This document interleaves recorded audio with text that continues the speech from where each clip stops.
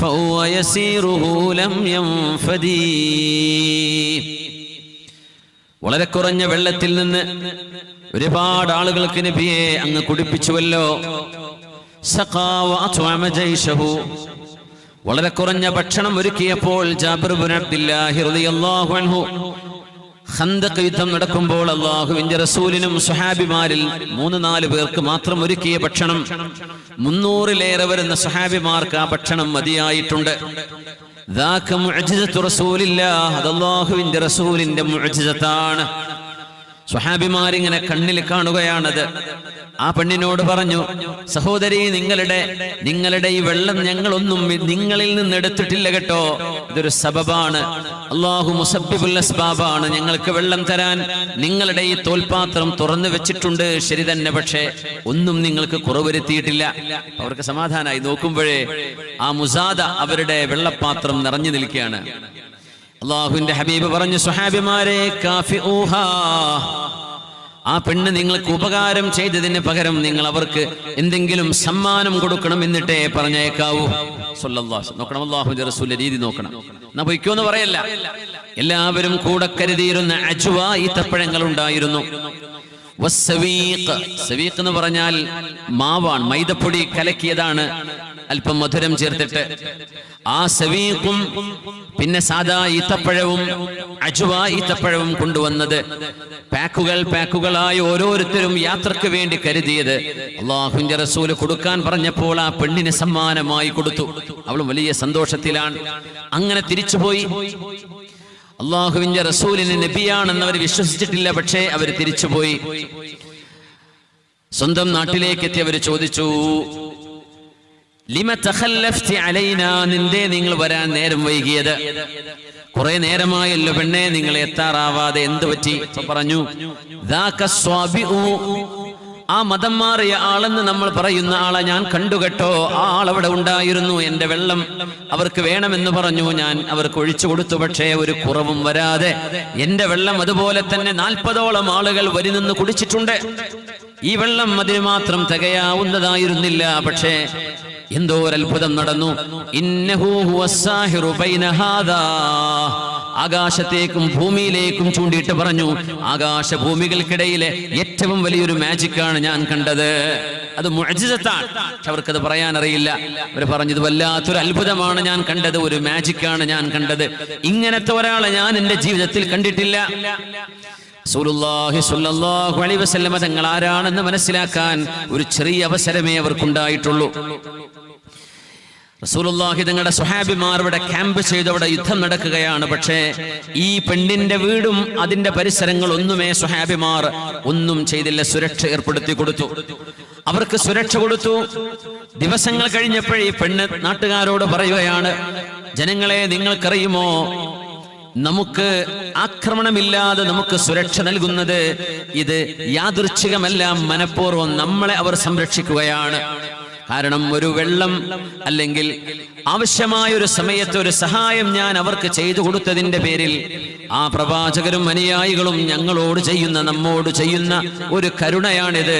അതുകൊണ്ട് അലാ തുഹിബ്ബൂന അൻ തുസ്ലിമൂ, ഇങ്ങനെ ജനങ്ങൾക്ക് ഉപകാരം ചെയ്യുന്ന, ജനങ്ങളോട് പ്രത്യേകിച്ച് ഞാൻ എന്ന ഒരു പെണ്ണിനോട് മാന്യമായി പെരുമാറി അവരുടെ അനുയായികൾ, എന്നോട് മാന്യമായി പെരുമാറി അവരുടെ റസൂല്, അങ്ങനത്തെ ഒരു റസൂലിനെ വിശ്വസിക്കാൻ നിങ്ങളുണ്ടോ? എനിക്ക് തോന്നുന്നു ഈ മതം സത്യമാണെന്ന്. അപ്പൊ നാട്ടുകാര്, വീട്ടുകാര് മുഴുവൻ പറഞ്ഞു, പെങ്ങളെ, നിങ്ങളത് പറയുകയാണെങ്കിൽ ഞങ്ങളും വിശ്വസിക്കുകയാണ്. ഫഖാലു, അവരെല്ലാവരും ഒരുമിച്ച് പറഞ്ഞു, അഷ്ഹദു അല്ലാ ഇലാഹ ഇല്ലല്ലാഹ് വഅഷ്ഹദു അന്ന മുഹമ്മദർ റസൂലുള്ളാഹ്. ആ ഉമ്മ മുസ്ലിമായി, ആ പെണ്ണ് മുസ്ലിമത്തായി, ഇസ്ലാം സ്വീകരിച്ചു. അവർ കാരണം കൂടെയുള്ള മുഴുവൻ പെണ്ണുങ്ങൾക്കും കൂടെയുള്ള വീട്ടുകാർക്കും ആണുങ്ങൾക്കും മുഴുവൻ ഇസ്ലാം ലഭിച്ചു.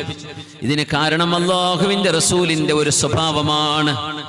ഉമ്മു അബ്ദ റളിയല്ലാഹു അൻഹ, ഉമ്മു മഅബദ് റളിയല്ലാഹു അൻഹാ, അള്ളാഹുവിന്റെ ഹബീബ് സ്വല്ലല്ലാഹു അലൈഹി വസല്ലം തങ്ങൾ മക്കയിൽ നിന്ന് മദീനയിലേക്ക് ഹിജ്റ പോകുമ്പോൾ നബിതങ്ങളുടെ കൂടെ നബിതങ്ങൾക്ക് വഴി കാണിക്കാൻ ഉണ്ടായിരുന്നത് അബ്ദുല്ലാഹി ഇബ്നു ഉറൈഖത്ത് എന്ന് പറയുന്ന ഒരു മുശ്രിക്കായ മനുഷ്യനാണ്.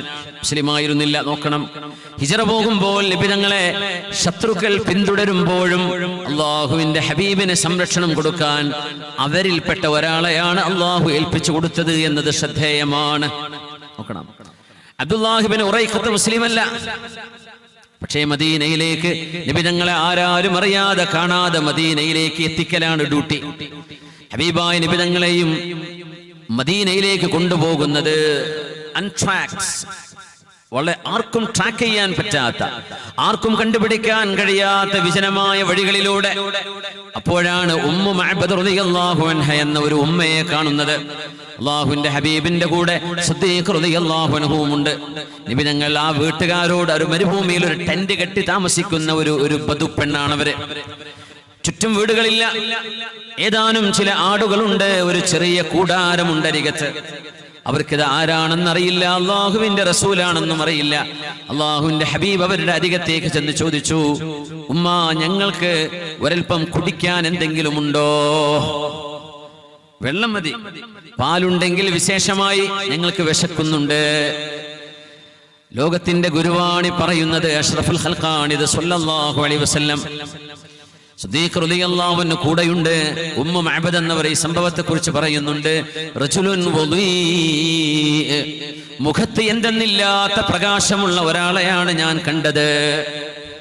പുഞ്ചിരിച്ചാൽ എന്തൊരു മനോഹരമായ പുഞ്ചിരിയാണ്. അവരുടെ സംസാരം മുത്തുമണികൾ ഒഴുകുന്ന പോലെ, വായിൽ നിന്ന് വാക്കുകളുടെ മുത്തുമണികൾ ഒഴുകുന്ന ഒരു പുണ്യപ്രവാചകൻ. ഉമ്മു മഅബദ് പറഞ്ഞു, എന്റെ അതിഥികളെ, നിങ്ങൾക്ക് കുടിക്കാൻ പാല് തരണമെങ്കിൽ എന്റെ ആടിന്റെ അകിട് കണ്ടില്ലേ? ഈ ആടുകൾക്ക് പാലില്ലല്ലോ, പാല് കറന്നു കഴിഞ്ഞിരിക്കുന്നു, ഇനിയിപ്പോ പാല് കിട്ടില്ല, ഇനി കുറെ കഴിയണം. അല്ലാഹുവിന്റെ ഹബീബ് പറഞ്ഞു, ഉമ്മ, നിങ്ങൾ സമ്മതിക്കുകയാണെങ്കിൽ മെലിഞ്ഞൊട്ടിയ ഏതെങ്കിലും ഒരാടിനെ നിങ്ങൾ എനിക്ക് ഏൽപ്പിക്കുകയാണെങ്കിൽ ഞാനൊന്ന് കറന്നു നോക്കാം, പാലുണ്ടെങ്കിലോ. ഉമ്മു മഅബദ് പറഞ്ഞു, അതെങ്ങനെ? സാരമില്ല ഉമ്മ, നിങ്ങൾ അതൊന്നും അറിയണ്ട, നിങ്ങളുടെ ഒരാടിനെ ഒന്ന് വിട്ടുതരുമോ? പുണ്യനബി തങ്ങൾ സമ്മതം ചോദിച്ചു. ഉമ്മു മഅബദ് എന്ന് പറയുന്ന മരുഭൂമിയിൽ ഒറ്റക്ക് താമസിക്കുന്ന ഒരു ഉമ്മ, ഇത് റസൂലാണെന്നറിയില്ല, മദീനയിലേക്ക് പോകുന്ന ലോകത്തിന്റെ ഗുരുവാണ്, ലോകം കീഴടക്കാൻ പോകുന്ന മനുഷ്യ മനസ്സുകളെ കീഴടക്കാൻ പോകുന്ന അന്ത്യ റസൂലാണെന്നറിയില്ല. നമ്മൾ എത്ര പേർ ഹബീബിനെ കണ്ടിട്ടുണ്ട്? വളരെ അപൂർവം ആളുകൾ സ്വപ്നം കണ്ടു കാണും. പുണ്യനബിയുടെ ഒരു ചിത്രം പോലും ഇല്ലാതെ, പുണ്യനബി തങ്ങളെ കണ്ടുകൊണ്ട് കണ്ടിട്ടില്ലാതെ, മനസ്സിൽ പോലും ഒരു ചിത്രമില്ലാതെ നമ്മൾ അല്ലാഹുവിന്റെ ഹബീബിനെ സ്നേഹിക്കുന്ന സ്നേഹത്തിന്റെ കനം എത്രയാണ്! ലോകത്തുണ്ടോ ഇങ്ങനെ ആരെങ്കിലും ഒരാൾ? ഒരിക്കലും കണ്ടിട്ടില്ല, രൂപം എങ്ങനെയാണെന്നറിയില്ല, കേട്ടറിവേ ഉള്ളൂ. അങ്ങനത്തെ ഒരാളെ ജീവനുമേൽ ജീവനേക്കാൾ സ്നേഹിക്കുന്ന ഒരു സമൂഹം ഇന്ന് മുസ്ലിമീങ്ങൾ മാത്രമാണ്. അല്ലാഹുവിന്റെ റസൂലിനെ, ആ പുണ്യ ഹബീബാണ് സ്വന്തം വീടിന്റെ മുറ്റത്ത് വന്നിരിക്കുന്നത് എന്ന് ഉമ്മു മഅബദ് റളിയല്ലാഹു അൻഹ അറിയില്ലായിരുന്നു. അല്ലാഹുവിന്റെ റസൂൽ ആ ആടിന്റെ അകിടിൽ തടവുകയാണ്. എന്നിട്ടൊരു വാക്ക് പറഞ്ഞു, ബിസ്മില്ലാഹിർ റഹ്മാനിർ റഹീം. ബിസ്മില്ലാഹിർ റഹ്മാനിർ റഹീം. ഏതൊരു ഒരു മുറുക്ക് വെള്ളം കുടിക്കുമ്പോൾ ചൊല്ലണേ ബിസ്മില്ലാഹിർ റഹ്മാനിർ റഹീം. വലിയ പവർഫുൾ ആണ്. ബിസ്മിയുടെ ശക്തി ഭയങ്കരമാണ്, നമുക്കറിയാത്തത് കൊണ്ടാണ്. ബിസ്മില്ലാഹിർ റഹ്മാനിർ റഹീം എന്ന വാക്കിന്റെ മഹത്വം വളരെ വലുതാണ്, അതിന്റെ പവർ വളരെ വലുതാണ്. ബിസ്മി ചൊല്ലണം, നമ്മുടെ മക്കളോട് പറയണം, നമ്മൾ ചൊല്ലണം, നമ്മൾ ശീലിക്കണം. വാഹനത്തിൽ കയറുമ്പോ ബിസ്മില്ലാഹിർ റഹ്മാനിർ റഹീം. നമ്മുടെ ചെറുപ്പക്കാർ വാഹനം ഓടിക്കുമ്പോ, സ്റ്റാർട്ട് ചെയ്യുമ്പോ ബിസ്മില്ലാഹിർ റഹ്മാനിർ റഹീം. നമ്മുടെ ബൈക്ക് സ്റ്റാർട്ട് ചെയ്യുമ്പോ ബിസ്മില്ലാഹിർ റഹ്മാനിർ റഹീം. ഇഗ്നീഷൻ ബട്ടൺ അമർത്തുമ്പോ മറന്നു പോകരുത്, ബിസ്മില്ലാഹിർ റഹ്മാനിർ റഹീം. ഡെസ്റ്റിനേഷൻ എത്തിയാൽ അൽഹംദുലില്ലാഹി റബ്ബിൽ ആലമീൻ. ഈ അൽഹംദുലില്ലയുടെയും ബിസ്മിയുടെയും ഇടയിലാണ് നമ്മൾ ജീവിക്കുന്നത്. അല്ലാഹുവിന്റെ ഹബീബ് ബിസ്മി ചൊല്ലുകയാണ്. ആ ബിസ്മിയാണ് നൂഹ് അലൈഹിസ്സലാമിന്റെ കപ്പൽ മെസപ്പൊട്ടോമിയയിൽ നിന്ന് തുടങ്ങിയ വളരെ ഗംഭീരമായ വെള്ളപ്പൊക്കത്തിൽ ഉയർന്നപ്പോൾ ബിസ്മില്ലാഹി മജ്റേഹാ വ മുർസാഹാ, ആ കപ്പലിന് എഞ്ചിനില്ല. എന്നൊക്കെ ബോട്ടുകൾക്ക് യമഹന്റെ എഞ്ചിൻ മോട്ടോർ കാണും അല്ലേ? അന്ന് യമഹ ഇല്ല, അന്ന് മോട്ടോറുകളില്ല, മെഷീനുകളില്ല. നൂഹ് അലൈഹിസ്സലാമിന്റെ കപ്പലിന്റെ മെഷീൻ എന്താണെന്നറിയോ? അതിന്റെ സ്റ്റാർട്ടിങ്ങും അതിന്റെ ആങ്കറും അതിന്റെ നങ്കൂരം ബിസ്മില്ലാഹി മജ്റഹാ, ബിസ്മില്ലാ എന്ന് നൂഹ് നബി പറഞ്ഞാൽ കപ്പൽ ഇങ്ങനെ ഓടിത്തുടങ്ങും. അടുത്ത ഒരു ബിസ്മില്ലാഹി എന്ന് പറഞ്ഞാൽ ആ കപ്പൽ നിൽക്കും. അങ്ങനെയാണ് ആ കപ്പൽ ഓടിയത്. വിശുദ്ധ ഖുർആനാ പറയുന്നത് ബിസ്മില്ലാഹി മജ്റഹാ വ മുർസാഹാ. ബിസ്മില്ലയായിരുന്നു ആ കപ്പലിന്റെ ഓട്ടം, ബിസ്മില്ലയായിരുന്നു അതിന്റെ ആങ്കറിങ്. നല്ല പ്രയാസമുണ്ട് അതൊക്കെ പറയാൻ, നമ്മൾ മറന്നു പോകരുത്. സഹോദരിമാരെ, സഹോദരങ്ങളെ, നമ്മുടെ കൊച്ചുമക്കളും അനിയന്മാരും അനിയത്തിമാരും മറന്നു പോകരുത്. നിങ്ങൾ എക്സാം എഴുതുകയാണ്, തുടങ്ങുമ്പോ ബിസ്മില്ലാഹിർ റഹ്മാനിർ റഹീം എല്ലാം പറഞ്ഞാൽ മതി. ബിസ്മില്ലാഹിർ റഹ്മാനിർ റഹീം. സ്കൂളിലേക്ക്, മദ്രസയിലേക്ക്, ദർസിലേക്ക് പഠിക്കാൻ വേണ്ടി കയറുകയാണ്, ബിസ്മില്ലാഹിർ റഹ്മാനിർ റഹീം. ഒരു അസൈൻമെന്റ് തുടങ്ങുകയാണ്, ബിസ്മില്ലാഹിർ റഹ്മാനിർ റഹീം. ബിസ്മില്ലയാണ് നമ്മുടെ എല്ലാം അല്ലാഹുവിന്റെ നാമത്തിൽ. in the name of Allah, the entirely merciful, the specially merciful. Rahman എന്ന് പറഞ്ഞാൽ the entirely merciful. അല്ലാഹു പരമകാരുണ്യകനാണ്. റഹീം എന്ന് പറഞ്ഞാൽ the specially merciful, മുഅ്മിനീങ്ങളോട് മാത്രം നാളെ പരലോകത്ത് കരുണ ചെയ്യുന്നവൻ. എന്നാൽ ദുനിയാവിൽ അല്ലാഹുവിനെ അനുസരിച്ചവർക്കും അനുസരിക്കാത്തവർക്കും റഹ്മത്ത് ചെയ്യുന്ന അല്ലാഹു. അനുസരിക്കാത്ത മനുഷ്യന്മാരൊക്കെ ഉണ്ടാവും ലോകത്ത്, എത്രയോ കോടിക്കണക്കിന്. നബിയേ, വലൗ അഅജബക കസറത്തുൽ ഖബീസ് ലാ തസ്തവിൽ ഹസനതു വല സയ്യിഅ. നബിയേ, നന്മയും തിന്മയും ഒരുപോലെയല്ല. തിന്മയാണ് കൂടുതലെങ്കിലും അങ്ങ് അത്ഭുതപ്പെടണ്ട. ഖുർആൻ പറയാം, തിന്മയെ കൂടുതൽ ഉണ്ടാവുള്ളൂ. എന്താ ഇപ്പൊ ലോകത്ത് എല്ലാവർക്കും അല്ലാഹുവിനെ വിശ്വസിച്ച് ജീവിച്ചൂടെ എന്നൊക്കെ ചോദിച്ചാൽ അതിന്റെ മറുപടി വലൗ അഅജബക കസറത്തുൽ ഖബീസ്. തിന്മയുടെ ബാഹുല്യം കണ്ട് നബി അത്ഭുതപ്പെടേണ്ട. കുറെ ഉണ്ടായി എന്ന് വിചാരിച്ചത് ശരിയല്ല. തിന്മയുടെ ആളുകൾ ഇന്ന് കൂടുതലാണ്, നന്മയുടെ ആളുകൾ കുറവാണ്. ആ കുറവിൽപ്പെട്ട് ജീവിക്കാൻ ഭാഗ്യമുണ്ടെങ്കിൽ അവരാണ് രക്ഷപ്പെട്ടവർ. അൽഹംദുലില്ലാഹ്. അല്ലാഹു നമ്മുടെ സദസ്സ് അങ്ങനെ സ്വീകരിക്കട്ടെ. അത്വാഉ നബി റബാഹി തങ്ങൾ പറയുമായിരുന്നു, മജ്ലിസുൽ ഇൽമി തുകഫിറു 70 മജ്ലിസൻ മിൻ മജാലിസിൽ ലഹ്വി വൽ ലഗ്വ്. അനാവശ്യമായി നമ്മൾ ചെന്നിരുന്ന 70ഓളം മജ്ലിസുകൾക്ക് പകരം ഒരു ഇൽമിന്റെ മജ്ലിസ് മതി എന്നാണ് അത്വാഉ തങ്ങൾ പറയുന്നത്. യാ അല്ലാഹ്, അങ്ങനെ അല്ലാഹു നമ്മുടെ സദസ്സിനെ സ്വീകരിക്കട്ടെ. കുറെ ഗാനമേളയും കുറെ അതും ഇതൊക്കെ പോയിരുന്ന് കണ്ടിട്ടുണ്ടാവില്ലേ? അതൊക്കെ പൊറുക്കപ്പെടണം. ജീവിതത്തിൽ ഇങ്ങനെ അത്തരം തെറ്റുകളൊന്നും ആവർത്തിക്കാതെ സൂക്ഷിക്കുകയും വേണം. അല്ലാഹു നമുക്കൊക്കെ പുറത്തു തരട്ടെ. ബിസ്മില്ലാഹിർ റഹ്മാനിർ റഹീം. ഉമ്മു മഅബദ് റളിയല്ലാഹു അൻഹാ ഒരു അത്ഭുതം കാണാനിരിക്കുകയാണ്. ബിസ്മില്ലാഹിർ റഹ്മാനിർ റഹീം.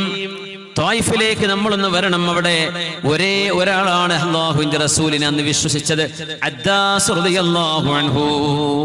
അദ്ദാസ്, ത്വായിഫിന്റെ ചരിത്രം അറിയാമല്ലോ. മക്കയിൽ നിന്ന് 60 കിലോമീറ്റർ ഏകദേശം. ഇന്ന് 2 റൂട്ടുണ്ട് ത്വായിഫിലേക്ക്. ചുരമുള്ള റൂട്ടുണ്ട്, ചുരമില്ലാത്ത റൂട്ടുണ്ട്.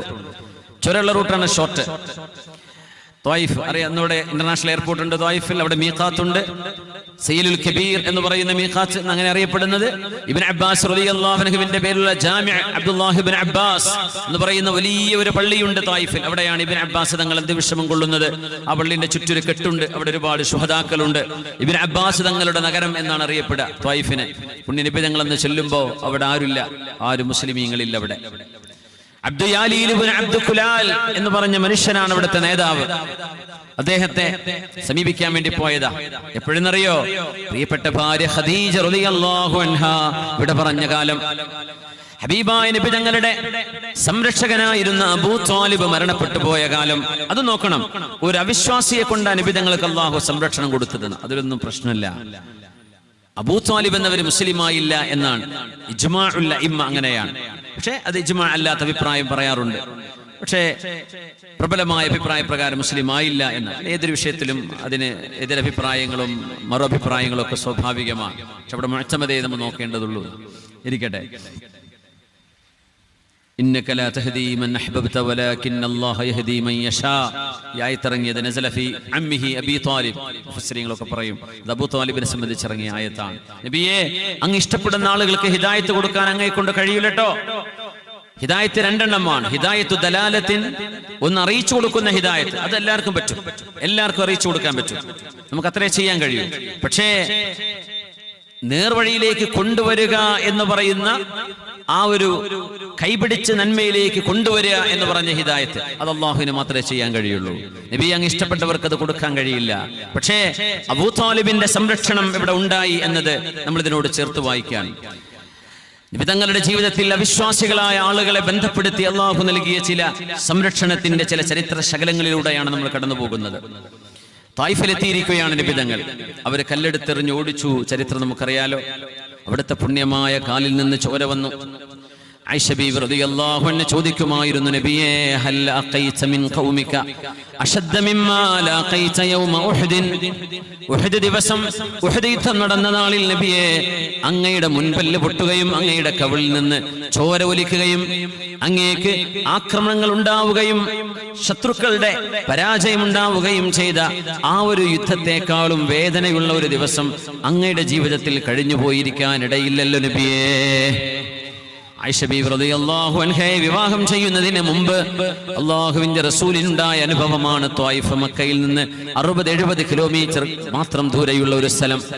മലമടക്കുകളാണത്. തണുപ്പുള്ള പ്രദേശമാണ് ത്വായിഫ്. ചൂടുകാലത്ത് പോലും ശക്തമായ ചൂട് ത്വായിഫിലുണ്ടാവില്ല. വളരെ മോഡറേറ്റ് ക്ലൈമറ്റ് ആണ്. തണുപ്പുണ്ടാകുമ്പോൾ അതിശൈത്യമുള്ള സ്ഥലമാണത് ത്വായിഫ്. കാരണം മലയാണ്, ഹൈ റേഞ്ചാണ്. പുണ്യനബി തങ്ങൾ പറഞ്ഞു, ആയിഷ നിങ്ങൾക്കറിയുമോ, ഉണ്ട് ബീവി, ഞാൻ ത്വായിഫുകാരിലേക്ക് ചെന്ന ഒരു നാള് അതിനോളം കൈപ്പേറിയ ഒരു ദിവസം എന്റെ ജീവിതത്തിൽ കഴിഞ്ഞു പോയിട്ടില്ല ആയിഷ. ആ ദിവസം അബ്ദുൽ എന്ന് പറയുന്ന മനുഷ്യനോട്, ഞാൻ അള്ളാഹുവിന്റെ റസൂലാണ്, എനിക്ക് നുബുവത്ത് ലഭിച്ചിരിക്കുന്നു. മൂസ നബിക്കും ഇബ്രാഹിം നബിക്കും സുലൈമാൻ നബി അലൈഹിസ്സലാമിനും ഈസ നബിക്കും അള്ളാഹു നൽകിയ നുബുവത്ത് എനിക്കും അള്ളാഹു നൽകിയിരിക്കുന്നു എന്ന് പറഞ്ഞപ്പോ അവരെല്ലാവരും കൗതുകത്തോടെ ഒരുമിച്ച് കൂടി. പക്ഷേ കൗതുകമല്ല, കളിയാക്കാനായിരുന്നു. അവര് പറഞ്ഞു, നിങ്ങൾ നബിയാണെങ്കിൽ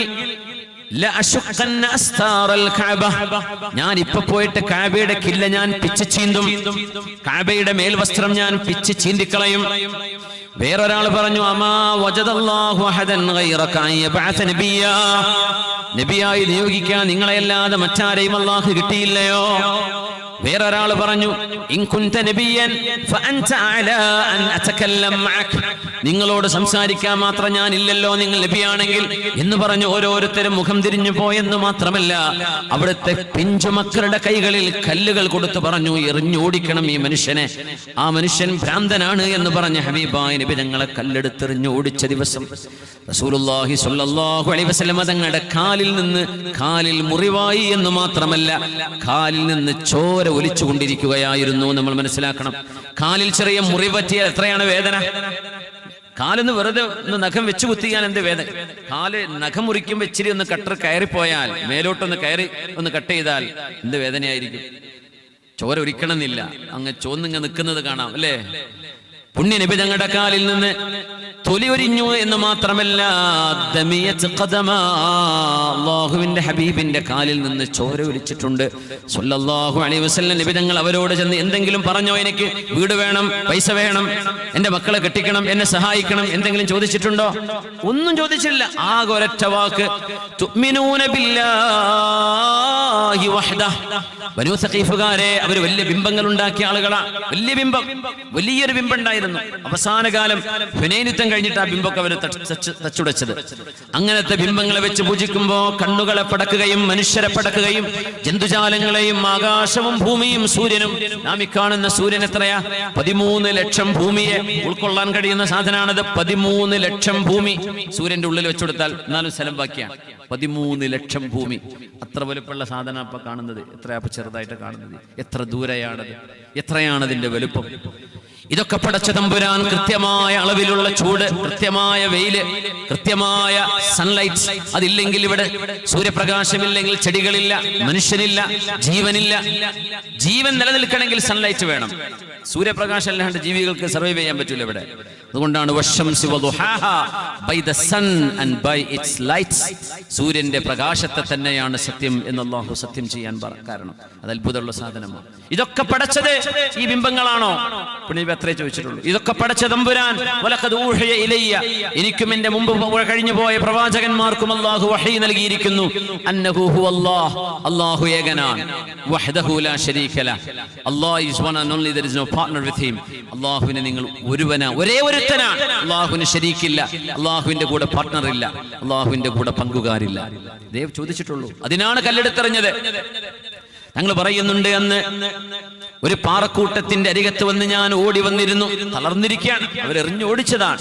ഒരിക്കലും വിചാരിച്ചില്ല സ്വന്തം ഉമ്മയുടെ നാട്ടുകാർ, അല്ലാഹുവിന്റെ ഹബീബിന്റെ ഉമ്മയുടെ കുടുംബക്കാരാണ് അവരങ്ങനെ ചെയ്യുന്ന ഒരിക്കലും നബി വിചാരിച്ചില്ല.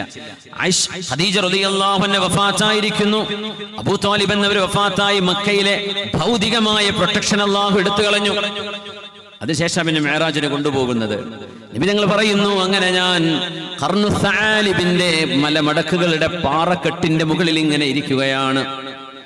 വഅന മഹ്മൂം, ഞാൻ സങ്കടപ്പെട്ടിരിക്കുകയാണ്. കാരണം എന്തേന്നറിയോ, ഇത് ബനൂ ഹാഷിം കുടുംബത്തിൽപ്പെട്ട ആളാണ്. ഹാഷിമിയായ ഒരാളെ ഭ്രാന്തൻ എന്ന് പറഞ്ഞാൽ അത് സഹിക്കാൻ പറ്റൂല. സിദ്ദീഖ് തങ്ങളുടെ കുടുംബം പോലെയല്ല ബനൂ ഹാഷിം. സിദ്ദീഖ് തങ്ങളുടെ കുടുംബം തൈമ് ഗോത്രമാണ്, തൈമിയാണ് സിദ്ദീഖ് തങ്ങൾ. അന്നത്തെ ഒരു ഖബീലത്തുൽ ദഈഫ, ഇങ്ങനെ പറയാ, അന്നത്തെ ഒരു പാവം കുടുംബമാണ്. ബനൂ ഹാഷിം അങ്ങനെയല്ല, ഖുറൈശി മുരടിൽ നിന്ന് വരുന്നവരാണ്. ഖുറൈശി തറവാട്ടിൽ നിന്ന് വരുന്ന ക്ലാനാണ് ബനൂ ഹാഷിം.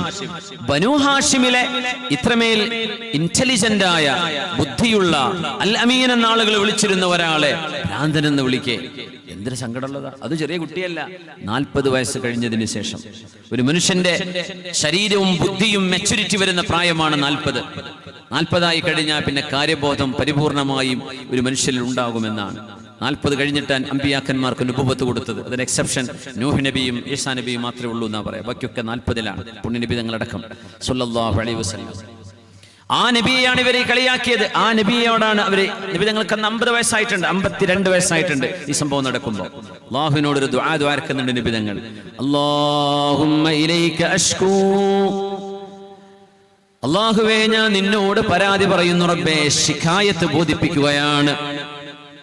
ضعف قوتي وهواني وقلة حيلتي, അല്ലാഹുവേ എനിക്ക് കുതന്ത്രങ്ങൾ അറിയില്ല റബ്ബേ, അല്ലാഹുവേ എനിക്ക് കുതന്ത്രങ്ങൾ അറിയില്ല, നേരെ പോവാൻ അറിയുള്ളൂ, വക്രമായ ചിന്തകളൊന്നും അറിയില്ല. അല്ലാഹുവേ ഞാൻ ദുർബലനാണല്ലോ. വഹവാനി അലന്നാസ്, ഈ ജനങ്ങളൊക്കെ എന്നെ വളരെ നിസ്സാരനാക്കി മാറ്റിയല്ലോ റബ്ബേ. ഇലാ മൻ തകിലുനി, ആരെയാണ് റബ്ബേ നീ എന്നെ ഏൽപ്പിക്കുന്നത്? ഇലാ ജബ്ബാരിൻ യതജഹമുനി, അല്ലാഹുവേ സ്വച്ഛാധിപതികളായ ആളുകളെയാണോ നീ എന്നെ ഏൽപ്പിക്കുന്നത്? അവരെന്റെ മേൽ കുതിര കയറാൻ വരുന്നു. അം ഇലാ അദുവിൻ മല്ലക്തഹു അംരി, എന്റെ കാര്യം എന്റെ ശത്രുക്കളുടെ കൈകളിലേക്കാണോ അല്ലാഹുവേ നീ കൊടുക്കുന്നത്? നീയല്ലേ ഏറ്റെടുക്കേണ്ടത്? മനോഹരമായൊരു ദുആ ഉണ്ട് നമ്മുടെ ഏത് വിഷയവും പരിഹരിക്കാൻ അല്ലാഹുവിനോട് ചോദിക്കാൻ പറ്റിയൊരു ദുആ. ആ വിഷയം റബ്ബേ നീ എനിക്ക് വേണ്ടി ഏറ്റെടുക്കണം എന്നാണ് ഇതിനർത്ഥം. യാ ഹയ്യു യാ ഖയ്യൂം ബിറഹ്മതിക അസ്തഗീസ്. പനി വന്നപ്പോ ഫാത്തിമ റളിയല്ലാഹു അൻഹയോട് നബി തങ്ങൾ ചൊല്ലാൻ പഠിപ്പിച്ചു കൊടുത്ത ദുആയാണത്. പനി വന്നപ്പോഴേ, പനി വരുമ്പോ ഒന്ന് ചൊല്ലി നോക്കി. ഡോക്ടറെ കാണിച്ചോളൂ, ഗുളിക കുടിച്ചോളൂ, പാരസെറ്റമോളൊക്കെ കുടിക്കണം, പക്ഷെ ഈ ദുആ കൂടെ ചൊല്ലണം അതിന്റെ കൂടെ. ഇനി ഗുളിക കുടിക്കുന്നതിന് മുമ്പാണെങ്കിലും ആദ്യമായിട്ട് ടെമ്പറേച്ചറൊക്കെ കൂടുന്നുണ്ട് കുട്ടികൾക്ക്, വേഗം തലയിൽ കൈവച്ചുകൊണ്ട് 7 പ്രാവശ്യം ഓതി കൊടുക്കണം. യാ ഹയ്യു യാ ഖയ്യൂം ബിറഹ്മതിക അസ്തഗീസ് വമിൻ അദാബിക അസ്തജീർ അല്ലാഹുമ്മ ലാ തകിൽനി ഇലാ നഫ്സി വലാ ഇലാ അഹദിൻ മിൻ ഖൽഖിക തർഫത ഐൻ. അല്ലാഹുവേ ഹയ്യും ഖയ്യൂമുമായ റബ്ബേ നീ എന്നെ ഏറ്റെടുക്കണമേ. യാ ഹയ്യു യാ ഖയ്യൂം ബിറഹ്മതിക അസ്തഗീസ്, നിന്റെ റഹ്മത്ത് കൊണ്ട് ഞാൻ നിന്നോട് സഹായം ചോദിക്കുകയാണ്. അല്ലാഹുമ്മ ലാ തകിൽനി ഇലാ നഫ്സി, എന്റെ വിഷയം എന്നിലേക്കോ ഒരു മനുഷ്യനിലേക്കോ ഒരൽപ്പം പോലും, ഒരു കണ്ണിമ വെട്ടുന്ന വിഷയം പോലും അല്ലാഹുവേ നീ ഒരാളെയും ഏൽപ്പിക്കല്ലേ. എന്റെ വിഷയം നീ ഏറ്റെടുക്കണമേ. അല്ലാഹുവിനെ അങ്ങോട്ട് ഏൽപ്പിക്കാൻ പറ്റണം, മനസ്സുകൊണ്ട് ഏൽപ്പിക്കണം. നമ്മൾ ഏൽപ്പിക്കല് മക്കളെ ജോലി, മക്കളുടെ അക്കൗണ്ട്, ATM കാർഡ്, ഇതുമലൊക്കെയാണ് തവക്കുല്. അള്ളാഹിന്റെ അടുത്ത് തവക്കുല് വളരെ കുറവാപ്പോ അല്ലെ. തവക്കുല് കിടക്കുന്നത് ATM കാർഡും മേല, ക്രെഡിറ്റ് കാർഡും മേല, ഡെബിറ്റ് കാർഡും മേല തവക്കുല്. അതില്ലെങ്കിൽ പേടിയാ, അതിൽ പൈസ തീർന്നാ കഴിഞ്ഞു. മുഅ്മിനായ മനുഷ്യൻ അങ്ങനെയല്ല. ഇതൊക്കെ മെറ്റീരിയലിസ്റ്റിക് ചിന്തകൾ നമ്മുടെ ഉള്ളിലേക്ക് കയറി കൂടിയതാണ്. പൈസ കണ്ടായിക്കോട്ടെ, ഒന്നും കുഴപ്പമില്ല. തവക്കുൽ എവിടെയാണ്? അല്ലാഹുവിനെ ഏൽപ്പിക്കണം, പടച്ചതമ്പുരാൻ. അല്ലാഹുവേ നീ എന്നെ കൈവിടരുതേ. ഇല്ലം യകും ബിക ഗളബുൻ ഫലാ ഉബാലി.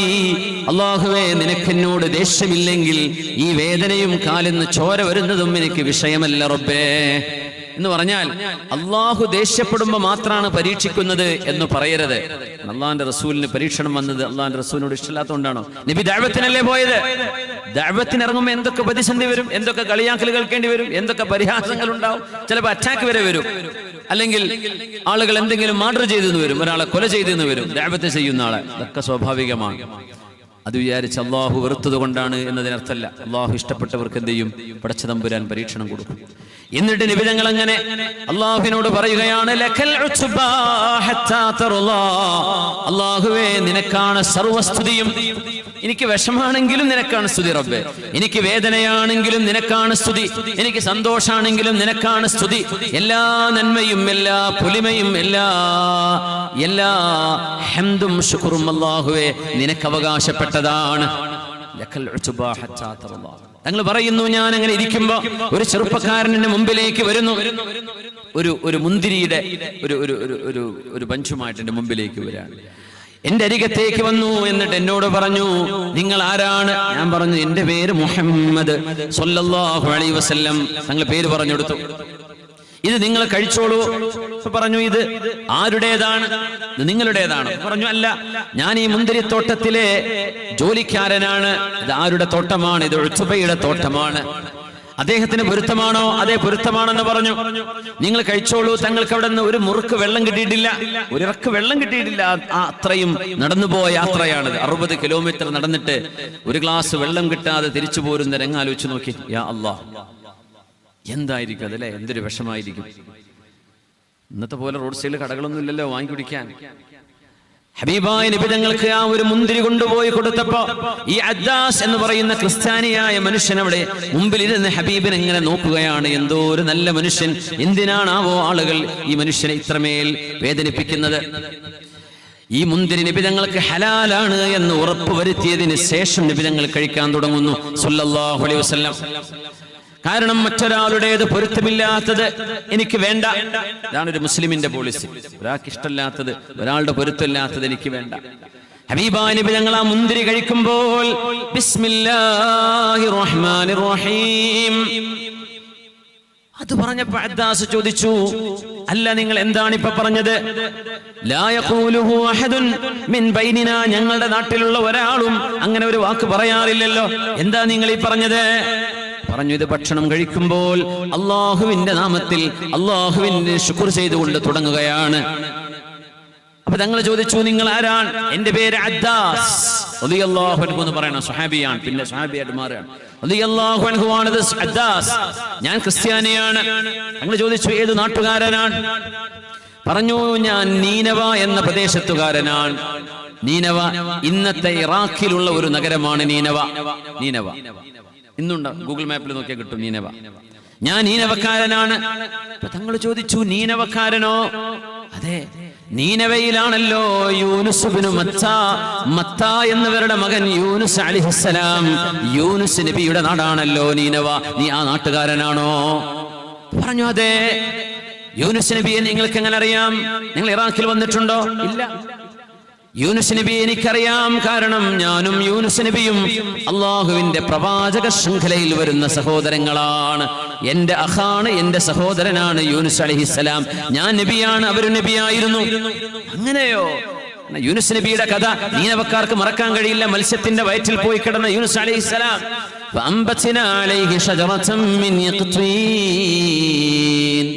യൂനുസ് അലൈഹിസ്സലാമിന് നീനവക്കാർക്കറിയാം. പക്ഷെ നീനവയിലെ കഥ എങ്ങനെ മക്കയിലുള്ള നബിക്കറിഞ്ഞു സല്ലല്ലാഹു അലൈഹി വസല്ലം?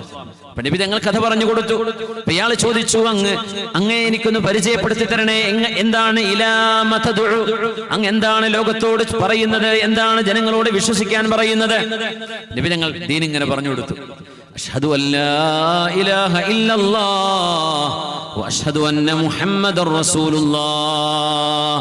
ത്വായിഫിൽ പോയി വന്നിട്ട് കിട്ടിയ ഒരേ ഒരു മനുഷ്യനായ മുഅ്മിൻ. ജിന്നുകൾ മുസ്ലിമീങ്ങളായിട്ടുണ്ട്.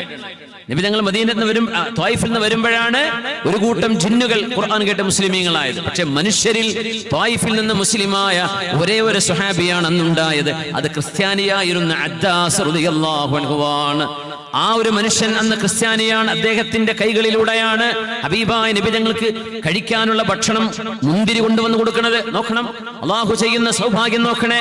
ആ ഒരു തങ്ങളുമായുള്ള ഇടപാടിന്റെ വിഷയത്തിൽ അദ്ദേഹത്തിന് ഇസ്ലാം സ്വീകരിക്കാൻ തോന്നുന്നു, മുസ്ലിമാവുന്നു.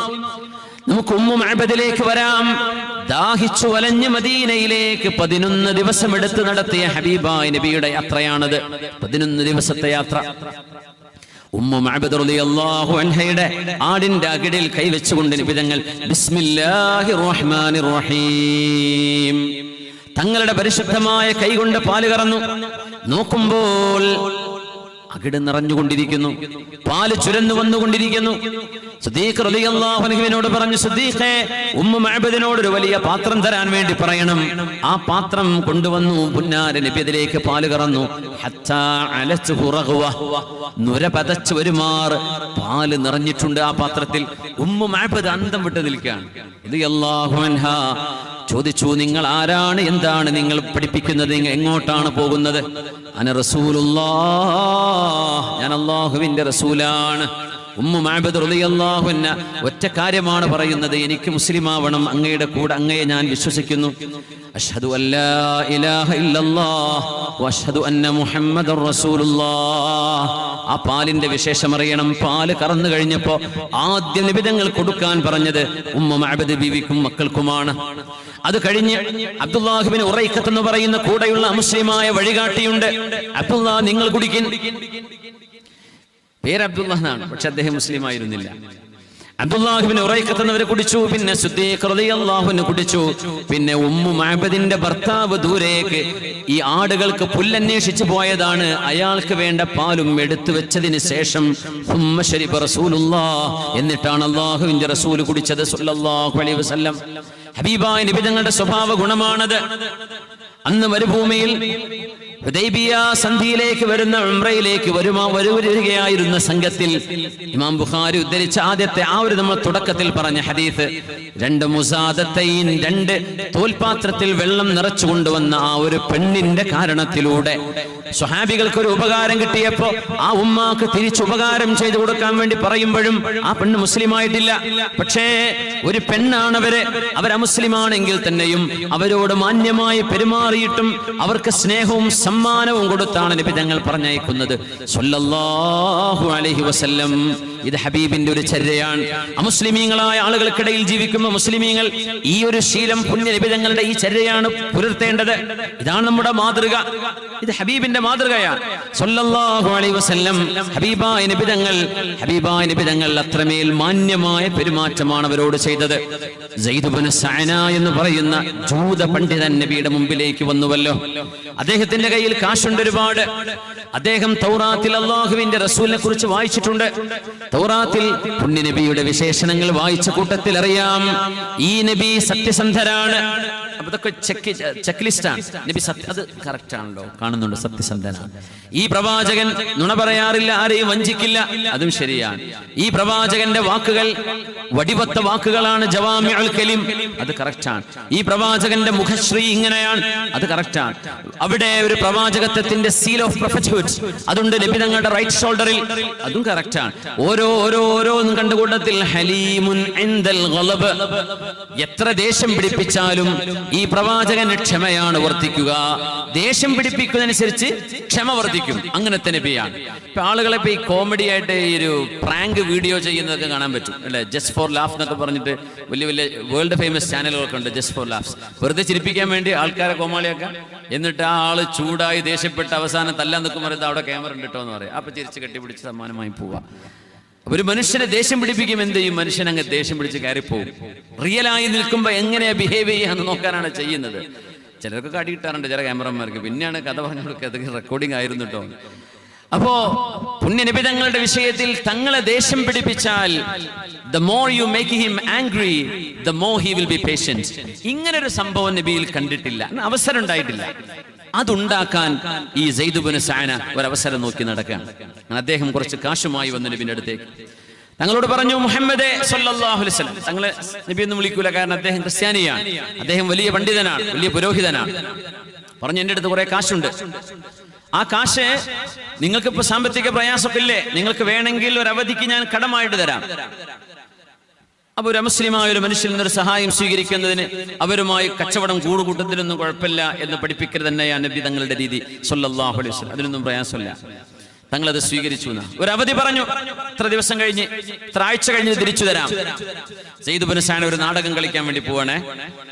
അദ്ദേഹം പൈസയും കൊടുത്ത് നബി തങ്ങളുടെ അടുത്ത് ഇറങ്ങിപ്പോന്നു. ഇനി ആഴ്ചകൾ കഴിഞ്ഞിട്ടാണ് നബി തങ്ങൾ തിരിച്ചു തരേണ്ടത്. 4-5 ദിവസം കഴിഞ്ഞപ്പോൾ ഇയാൾ വരുന്നു.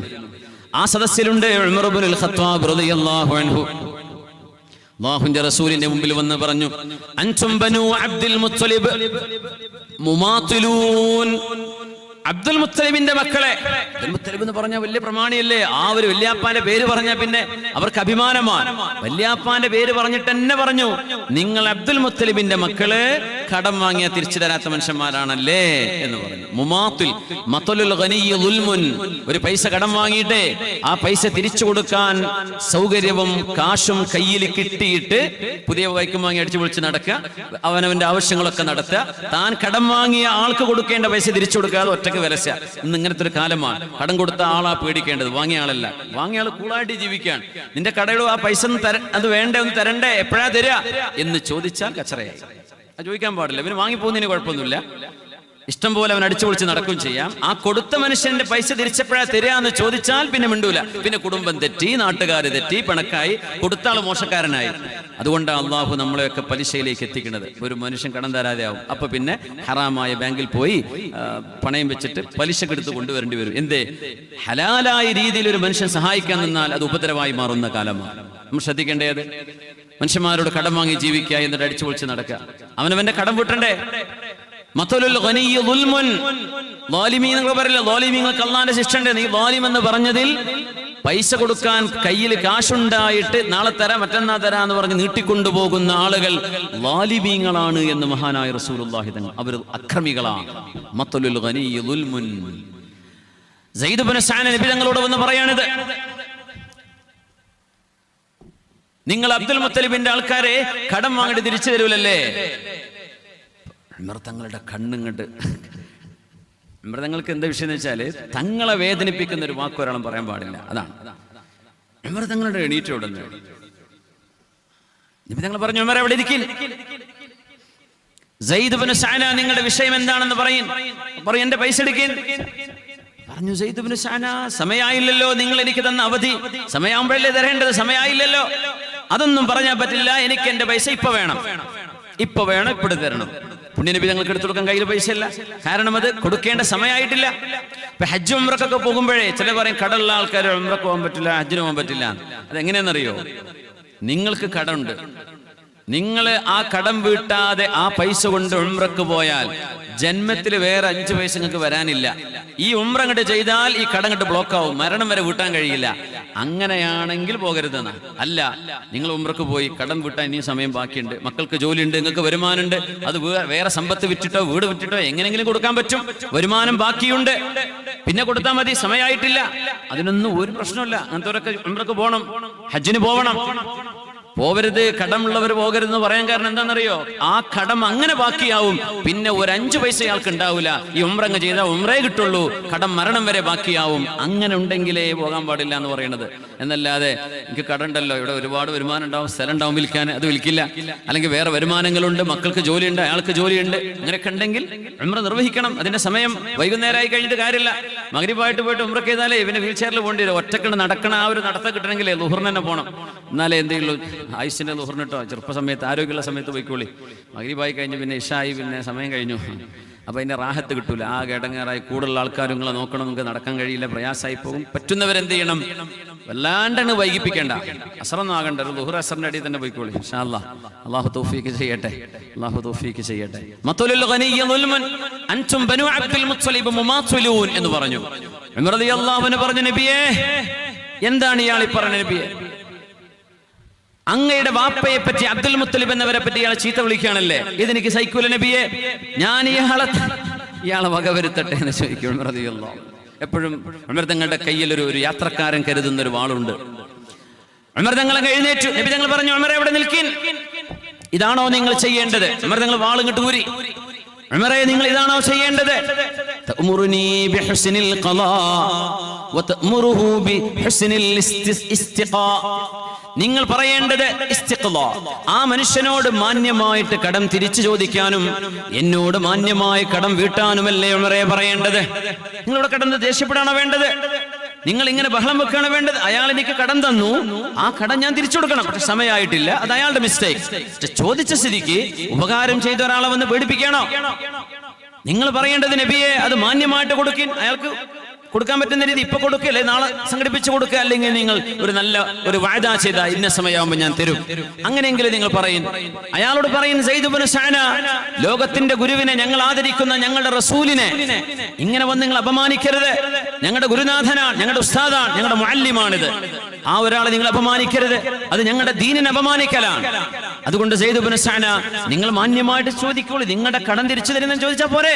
അബ്ദുൽ മുത്തലിബിന്റെ മക്കളൊക്കെ എങ്ങനെയാണ് എന്ന് പറഞ്ഞ് ആ ഒരു വലിയൊരു തറവാടിനെ നിങ്ങൾ അപമാനിക്കണോ? ഇങ്ങനെയല്ലേ ഉമറെ നിങ്ങൾ പെരുമാറേണ്ടത്? നിങ്ങൾ വാളെടുത്തൂരി വീരശൂരനായി നിങ്ങളുടെ ശൂരത്വം കാണിക്കണോ എന്ന് പുണ്യനബി തങ്ങൾ ചോദിച്ചപ്പോ സയ്യിദ് ഇബ്നു സഅന പറഞ്ഞു, അഷ്ഹദു അല്ലാ ഇലാഹ ഇല്ലല്ലാഹ് വ അഷ്ഹദു അന്ന മുഹമ്മദർ റസൂലുള്ളാഹ്. മുപ്പർ ഇസ്ലാം സ്വീകരിച്ചത് അപ്പോഴാണ്. ഈ റസൂൽ ഹലീമുൻ ഇൻദൽ ഗളബ്, ദേഷ്യം വരുമ്പോഴും ദേഷ്യം വർദ്ധിക്കുന്നതിനനുസരിച്ച് ക്ഷമ വർദ്ധിക്കുന്ന ആളാണ്. എത്ര കണ്ട് ദേഷ്യം പിടിപ്പിച്ചാലും ഈ റസൂൽ ശാന്തനാവുകയുള്ളൂ. ആ നബി ഞങ്ങൾ പൊട്ടിത്തെറിക്കൂല. അങ്ങനത്തെ റസൂലാണ് അന്ത്യ റസൂൽ എന്ന് ഞാൻ വായിച്ചിട്ടുണ്ട് എന്റെ തൗറാത്തിന്റെ കിതാബിൽ. അത് മാത്രം എനിക്ക് കാണാൻ അവസരമുണ്ടായില്ല, അതുകൊണ്ട് അതിപ്പോ ഞാൻ കാണാൻ അവസരമുണ്ടായി. അതുകൊണ്ട് ഞാൻ ഉറപ്പിച്ചു, ഈ റസൂൽ തന്നെയാണ് അന്ത്യ പ്രവാചകൻ. അഷ്ഹദു അല്ലാ ഇലാഹ ഇല്ലല്ലാഹ് വ അഷ്ഹദു അന്ന മുഹമ്മദർ റസൂലുള്ളാഹ്. നമ്മുടെ സംഘാടകർ ബക്കറ്റുമായിട്ട് വരുന്നുണ്ട്. ഇൻഷാ അല്ലാഹ് നമ്മുടെ പരിപാടിക്ക് ആവശ്യമായ ചെലവിലേക്ക് ഇന്ന് രാത്രി ഇവിടെ പരിപാടി ഉണ്ടല്ലേ, കുട്ടികളുടെ മത്സരം എന്തൊക്കെയുണ്ടല്ലേ, നമ്മുടെ ഇസ്ലാമിക് മാഷപ്പ് ഗ്രാൻഡ് ഫിനാലെ നടക്കുകയാണ്. മാഷാ അല്ലാഹ്, ഇൻഷാ അല്ലാഹ് അല്ലാഹു തആല ഖൈറാക്കി തരട്ടെ. അപ്പോൾ നമ്മുടെ ഈ പരിപാടിയുടെ വിജയത്തിലേക്ക് വേണ്ട സഹായങ്ങളാണ് നമ്മുടെ ഈ ബക്കറ്റ് വിരിവിലൊക്കെ നടക്കുക. അതൊരു ചെറിയ ഒരു ഫണ്ടിങ് ആണ്, എല്ലാവരും സഹകരിക്കണേ ഇൻഷാ അല്ലാഹ്. അല്ലാഹു ബർക്കത്ത് ചെയ്യട്ടെ, ആമീൻ യാ റബ്ബൽ ആലമീൻ. ഞാൻ അവസാനിപ്പിക്കുകയാണ്, സമയമായി. അപ്പോ സയ്യിദ് ഇബ്നു സഅന റളിയല്ലാഹു അൻഹു അദ്ദേഹം പിന്നെ ഒരു യുദ്ധത്തിൽ ഷഹീദായിട്ട് മരിക്കുന്നത് യമാമ യുദ്ധത്തിലാണെന്നാണ് എൻ്റെ ഓർമ്മ ശരിയാണെങ്കിൽ. അത്ര നല്ല വലിയ ഹസുന ഇസ്ലാമുഹു, വലിയ മഹാനായി മാറി. അദ്ദേഹം പറഞ്ഞു, അപ്പൊ നബി തങ്ങൾ ഈ സംഭവത്തിനിടക്ക് പറഞ്ഞു, ഉമറേ, ആ കൊടുക്കാനുള്ള പൈസ നിങ്ങൾ കൊടുക്കിൻ, പുറമെ 20 ഊഖിയ, ഒരു 20 ഔൺസ് സ്വർണം ഏറെയും കൊടുക്കണം. അത് തന്നതിലേറെ. പലിശയാണോ? പലിശ അല്ല. അത് എന്തിനാണത് നബിയെ? ഏറെ എന്തിനാ? അവൻ നബി തങ്ങൾ പറഞ്ഞു, ഉമറേ, നിങ്ങൾ അയാളെ പേടിപ്പിച്ചില്ലേ വാളക്കെടുത്തിട്ട്? ആ പേടിപ്പിച്ചതിന് പകരമാണ് 20 ഔൺസ് സ്വർണം കൊടുക്കുന്നത് സല്ലല്ലാഹു അലൈഹി വസല്ലം. അപ്പോഴാണ് സയ്യിദ് ഇബ്നു സഅന പറഞ്ഞത്, ഇങ്ങനെ പ്രവർത്തിക്കാൻ കഴിയുന്നത് ഈ ഒരു അന്ത്യ റസൂലിന് മാത്രമാണ് സല്ലല്ലാഹു അലൈഹി വസല്ലം. എങ്ങനെയൊക്കെ ദേഷ്യം പിടിപ്പിക്കാൻ നോക്കി, എന്തൊക്കെ നാടകം കളിച്ചു നോക്കി, പക്ഷേ ആ ഹബീബ് മൗനിയാണെന്ന് മാത്രമല്ല, കൂടെയുള്ള അനുയായിയോട് നിങ്ങൾ ദേഷ്യപ്പെടരുത് ഉമറേ, ഇങ്ങനെയല്ല നിങ്ങൾ ചെയ്യേണ്ടത്. തഅ്മുറുനി ബിഹുസ്നിൽ ഖളാ വതഅ്മുറുഹു ബിഹുസ്നിൽ ഇസ്തിഖ്ലാ. ആ മനുഷ്യനോട് മാന്യമായി കടം തിരിച്ചു ചോദിക്കാനും എന്നോട് മാന്യമായി ഇത് തിരിച്ചു കൊടുക്കാനുമല്ലേ പറയേണ്ടത്? നിങ്ങൾ ദേഷ്യപ്പെടാണോ വേണ്ടത്? അതുകൊണ്ട് ഉമറേ, 20 ഔൺസ് ഏറെ കൊടുക്കണം ഇയാൾക്ക്, നിങ്ങൾ പേടിപ്പിച്ചതിന് പകരം. അപ്പോഴാണ് സയ്യിദ് ഇബ്നു സഅന പറഞ്ഞത്, നബിയേ, ആ 20 ഔൺസ് എനിക്ക് വേണ്ട, ഞാൻ തന്ന കാശും എനിക്ക് വേണ്ട. ഫഇന്നഹാ സദഖത്തുൻ ഫീ സബീലില്ലാഹ്, ഇത് അല്ലാഹുവിന്റെ മാർഗ്ഗത്തിൽ ദാനമായി ഞാൻ തന്നിരിക്കുന്നു, എനിക്കത് വേണ്ട. എന്നിട്ട് കഥ പറഞ്ഞു, നബിയേ, ഞാൻ അങ്ങയെ പരീക്ഷിച്ചതാണ്, എന്നോട് പൊറുക്കണേ, എന്നോട് ക്ഷമിക്കണേ. അങ്ങ് ഹലീമുൻ ഇൻദൽ ഗളബ് എന്ന് ഞാൻ അങ്ങയെ കുറിച്ച് വായിച്ചത് ശരിയാണ് എന്ന് മനസ്സിലാക്കാൻ ഞാൻ എടുത്തൊരു നാടകമായിരുന്നു നബിയെ. ഇത് എനിക്ക് ബോധ്യപ്പെട്ടു, അങ്ങ് അന്ത്യ റസൂലാണ് സല്ലല്ലാഹു അലൈഹി വസല്ലം. ഹബീബായ നബി മദീനയിലേക്ക് വന്നിരിക്കുകയാണ്, കാല് വെച്ചിരിക്കുകയാണ് മദീനയിൽ. സ്വഹാബികൾ മുഴുവനും അവരെ മനോഹരമായ പാട്ടുപാടി മദീനക്കാര് മുഴുവനും, അൻസ്വാരികൾ, മുഹാജിറുകൾ എല്ലാവരും ഹബീബിനെ സ്വീകരിച്ചിരുത്തിയിരിക്കുകയാണ്. ആ സമയം മദീനക്കാരനായ ജൂതനായ മനുഷ്യൻ, ജൂത പണ്ഡിതനായ അബ്ദുല്ലാഹി ഇബ്നു സലാം റളിയല്ലാഹു അൻഹു, അന്ന് മുസ്ലിം അല്ല, അല്ലാഹുവിന്റെ റസൂലിനെ കുറിച്ച് കേട്ടിട്ടുണ്ട്. ഇങ്ങനത്തെ ഒരു പ്രവാചകർ വരും, ആ റസൂലിന്റെ ഗുണങ്ങളൊക്കെ ഇങ്ങനെയൊക്കെയാണ്. നമ്മൾ മനസ്സിലാക്കേണ്ടത് ഈ റസൂൽ നമ്മുടെ മാതൃകയാണ്. ലഖദ് കാന ലകും ഫീ റസൂലില്ലാഹി ഉസ്വത്തുൻ ഹസന ലിമൻ കാന യർജുല്ലാഹ വൽ യൗമൽ ആഖിർ വദകറല്ലാഹ കസീറാ. അല്ലാഹുവിന്റെ റസൂലിൽ നിങ്ങൾക്ക് മാതൃകയുണ്ട്. പുണ്യ നബിതങ്ങളിൽ അല്ലാഹുവിൽ വിശ്വസിക്കുന്ന ആളുകൾക്ക് മാതൃകയുണ്ട്. ആ റസൂൽ എങ്ങനെയാ ജീവിച്ചത്, അങ്ങനെ ജീവിക്കാനാണ് നമ്മൾ കടപ്പെട്ടിരിക്കുന്നത് സല്ലല്ലാഹു അലൈഹി വസല്ലം. ആ ഹബീബായ നബി തങ്ങളുടെ സംസാരം കേൾക്കാൻ വേണ്ടി അബ്ദുല്ലാഹിബ്നു സലാം എന്നവര് മുഖത്തേക്ക് നോക്കി നിൽക്കുകയാണ്. ഈ ഹദീസിന്റെ റാവി അബ്ദുല്ലാഹിബ്നു സലാം, അബ്ദുല്ലാഹിബ്നു സലാം എന്നും പറയാറുണ്ട് മഹാനവറുകൾ. മദീനയിലെ ആദ്യത്തെ ഹദീസാണ്, നിങ്ങൾ കേട്ടിട്ടുണ്ടായിരിക്കും. മദീനയിലെ ആദ്യത്തെ ഹദീസാണിത്. മദീനയിൽ നബി തങ്ങൾ വന്നിട്ട് നബി തങ്ങൾ പറഞ്ഞു കൊടുത്ത ആദ്യത്തെ ഹദീസ് സല്ലല്ലാഹു അലൈഹി വസല്ലം. അദ്ദേഹം പറയാം, ഞാനിങ്ങനെ നോക്കി ഹബീബിന്റെ മുഖത്തേക്ക്, ഫവല്ലാഹി മാ ഹുവ ബിവജ്ഹി കദ്ദാബ്. നബിയുടെ മുഖം കണ്ടപ്പോഴേ എനിക്ക് മനസ്സിലായി ഇത് നുണ പറയുന്ന ആളല്ല, ഇത് കളവ് പറയുന്ന ആളല്ല, കദ്ദാബല്ല, സത്യസന്ധനാണ്. ആ മുഖം പറയുന്നുണ്ടത്, ആ മുഖശ്രീ വിളിച്ചോതുന്നുണ്ട്, ഇത് കളവ് പറയാത്ത ആളാണ്. ആരുറപ്പിച്ചു?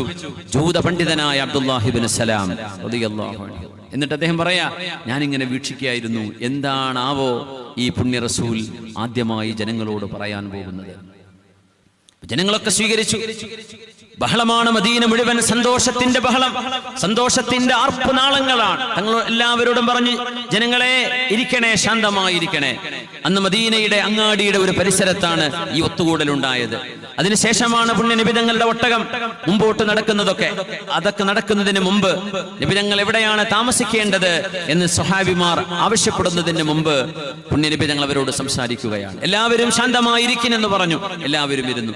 അയ്യുഹന്നാസ്, അല്ലയോ ജനങ്ങളെ, അത് ലോകത്തോടുള്ള വിളിച്ചു പറയലാണ്, അത് ലോകത്തോടുള്ള പ്രഖ്യാപനമാണ്. വമാ അർസൽനാക ഇല്ലാ റഹ്മതൻ ലിൽ ആലമീൻ. അങ്ങനെയാണ്. ഭൂമിയിലേക്ക് മുഴുവനായ ഒരു മനുഷ്യനെ നിയോഗിച്ചാൽ, ഒരു റസൂലിനെ നിയോഗിച്ചാൽ, ഒരു ലൊക്കാലിറ്റിയിൽ വെച്ചിട്ട് അവർക്ക് സംസാരിക്കാൻ പറ്റുള്ളൂ.